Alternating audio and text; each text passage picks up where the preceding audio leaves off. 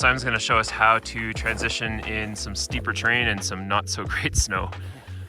So yeah, transitioning, as you know, you're not always on a nice flat bench. So the key thing you're trying to achieve here is to not have your snowboard go downhill without you, right? In powder, it's relatively easy because you know the snow has a ton of friction to it, so it does most of the work for you. But here, the first thing, we've got this hard wind slab on the top. The first thing we want to do is make sure we have a pretty solid platform for both our feet. So you're going to take a moment just to, and this works in power too, obviously. Okay, so I'm going to get myself sorted, and then I'm going to make sure my poles, I put them on the downhill side, just in case, like if a ski does decide to disappear, you've got something as a brake there, right? Like it could potentially stop it sliding away. My process, this is not necessarily right, this is just how I do it. I'll take the top ski off first. Again, you've got stuff in the way to stop it sliding down. And then I'll just make sure that it's standing vertical and it's not going anywhere.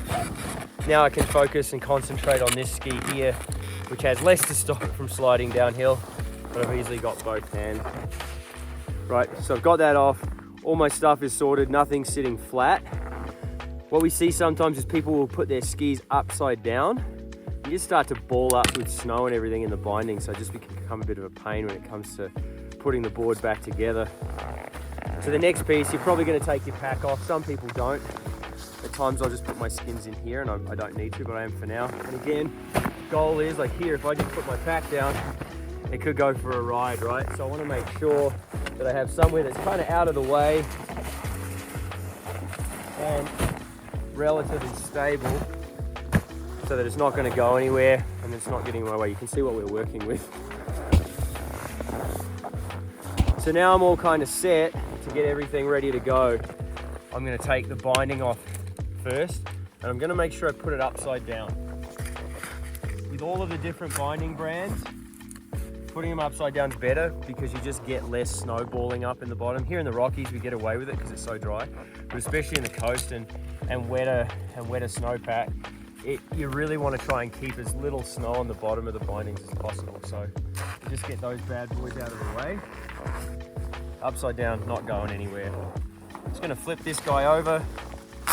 Start with the skins. This is just the way I do it. It's not right or wrong. Put the nose down, the front down. Start peeling the skin off. When I'm about halfway, flip it over, and then very easily pull the second part off. And I'm going to put them straight in my backpack, so there's no risk of them sliding down this. It's about 30, 35 degrees, something like that, but pretty slippery. Then I'm going to rinse and repeat.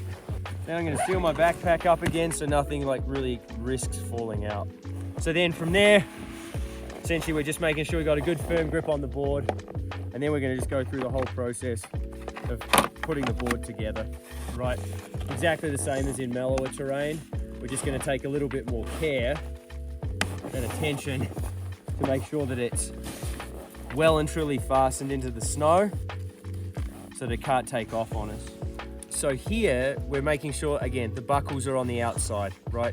So these are set up so that the buckles go to the outside, same as when you're skinning.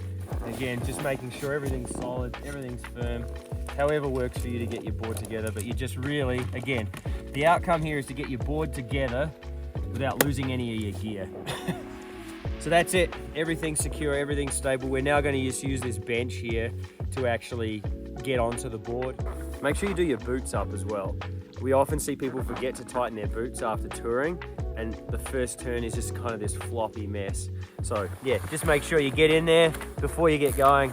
Do your boots up as you would at the resort, and make sure that they're all ready to go so that you're ready to sort of perform in the good snow that you've worked so hard to get to.